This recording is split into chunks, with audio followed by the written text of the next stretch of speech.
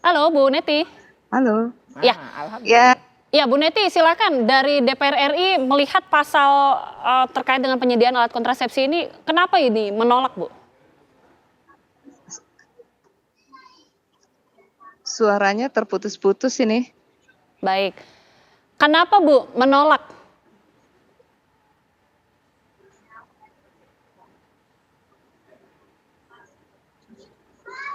Halo Bu, sudah jelas terdengar Bu?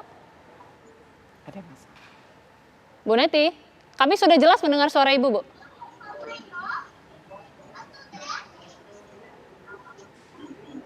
Baik, Bu Neti bisa mendengar suara kami? Ya, ini barusan terdengar lagi nih. Baik. Tadi nggak terdengar. Ya, oke. Silakan Bu Neti, apa alasan penolakan Bu? Ya, ya selamat malam. Assalamualaikum warahmatullahi wabarakatuh. Mbak Agita dan juga Bu Retno, salam sehat.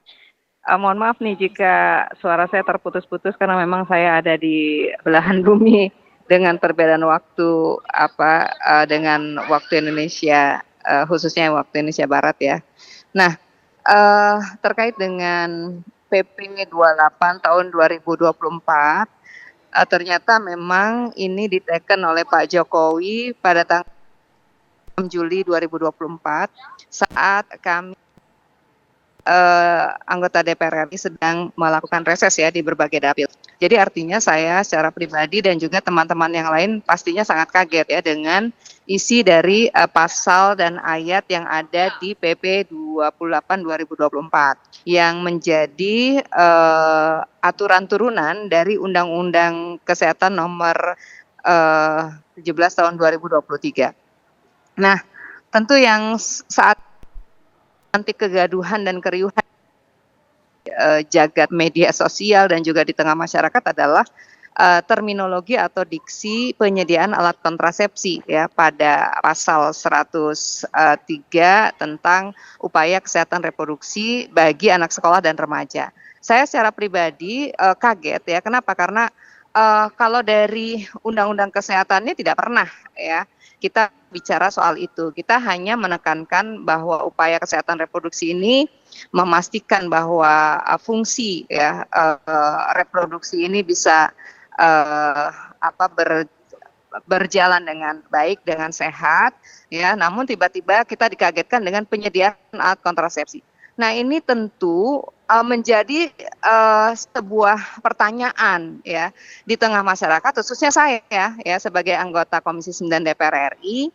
Ya, kenapa? Karena ketika kita bicara tentang upaya pelayanan kesehatan, khususnya kesehatan reproduksi, yang terbayang oleh kami adalah upaya pencegahan, kemudian juga edukasi, konseling, begitu ya, pembinaan. Dan kalau kemudian kita merujuk pada data BKKBN, tentu harusnya kita hari ini mewaspadai begitu ya pergeseran di tengah masyarakat kita, khususnya remaja kita, anak-anak yang kita harapkan akan menjadi calon pemimpin masa depan. Menurut data BKKBN dari 2015 sampai 2019 ternyata ada 40% ya kehamilan yang tidak direncanakan ya. Kemudian ada juga kasus ya 19,6% anak remaja 14 sampai 19 tahun mengalami kehamilan tidak diinginkan ya. Dan bahkan kasus aborsi ini 20% dilakukan oleh remaja kita ya. Tentu ini menjadi sebuah keprihatinan yang luar biasa, menjadi sinyal dan alarm bagi cita-cita bangsa ini ya. Kalau kemudian kita mengatakan 2030 Indonesia layak anak, 2045 Indonesia emas begitu ya. Ini juga menjadi ancaman begitu kalau kemudian ada terminologi penyediaan alat kontrasepsi. Ini maksudnya apa gitu. Ini harus kita tanyakan pada pemerintah. Maksudnya apa penyediaan alat kontrasepsi ini? Apakah kemudian pemerintah dalam tanda kutip quote unquote membolehkan hubungan seksual di luar pernikahan pada klaster anak sekolah dan remaja kita seperti itu ya. Nah, yang kedua, kalau kita bicara tentang perilaku seksual di luar pernikahan itu adalah tabu, saya yakin angkanya jauh lebih besar daripada yang dirilis oleh BKKBN seperti itu. Nah, oleh karena itu, kalau menurut saya ini harus segera dilakukan review, kajian, dan kalau memang pemerintah concern pada upaya pencegahan, edukasi, konseling, ya maka dicabut gitu ya, direvisi, kalau mungkin direvisi, ya kalau harus dicabut gitu. Karena kalau menurut saya ini parah sekali seperti itu ya, membuat persepsi di tengah masyarakat ini liar begitu ya, dan tentu saja kita bicara tentang pelajar atau peserta didik yang berlandaskan pada nilai-nilai Pancasila itu kan beriman, bertakwa, berakhlak mulia begitu ya, bergotong royong begitu, berkeragaman global dan seterusnya begitu. Nah, kalau kemudian iman, takwa, akhlak mulia ini dilabrak ya dengan aturan yang lain, tentu ini sudah bertentangan dengan Undang-Undang Dasar Negara Republik Indonesia tahun 1945 dan juga Undang-Undang Sistem Pendidikan Nasional. Seperti itu, Mbak Agita. Oke, ini sudah ada penjelasan juga penjelasan secara tertulis dari Kemenkes, terutama dari Ibu Siti Nadia Tarmizi selaku Kepala Biro Komunikasi, bahwa dalam pasal itu sejatinya tentunya mengakomodir pasangan perkawinan muda, Bu, terkait edukasi kesehatan reproduksi. Ini bagaimana tanggapan Komisi 9 DPR RI? Mbak Agita, bisa diulang, tadi ada kalimat yang terputus.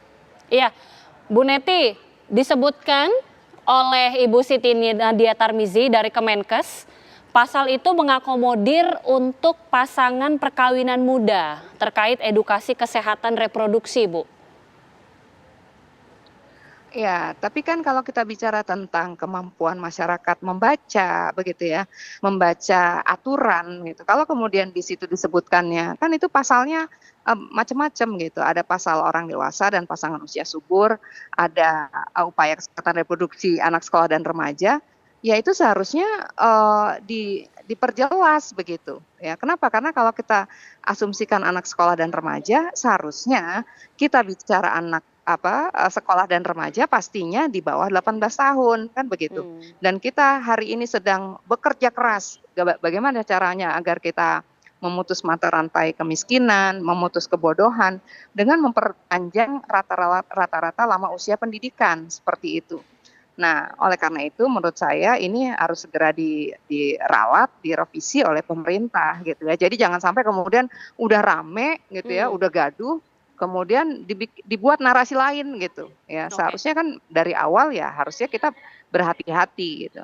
Nah, masalahnya kan ketika sudah jadi PP itu ya menjadi wilayah eksekutif gitu ya. Kita enggak berwenang lagi seperti undang-undang kemarin ya, rancangan undang-undang bisa kita tolak, bisa kita drop begitu ya. Tapi kalau PP ya kita hanya bisa mengkritisi, penuhnya melakukan mencabut yaitu dilakukan oleh eksekutif gitu. Tapi saya secara pribadi sebagai perempuan, sebagai ibu, sebagai orang tua merasa prihatin ya jika pemerintah kemudian menganggap ini hal yang remeh begitu. Karena hari ini kita melihat ya kemajuan teknologi gitu, cybercrime, kekerasan seksual begitu ya, kemudian pergaulan bebas, pornografi itu sudah menjadi ancaman buat remaja kita, buat generasi muda kita begitu. Jadi kalau kemudian ada klausul seperti itu, ya ini berbahaya dan bisa dipersepsi liar gitu ya, dipersepsi macam-macam oleh masyarakat kita begitu. Nah ini menurut saya karena memang kita masih reses, mungkin nanti pada masa persidangan kita akan mengusulkan kepada pimpinan untuk bisa mengundang mitra ya, khususnya Kementerian Kesehatan.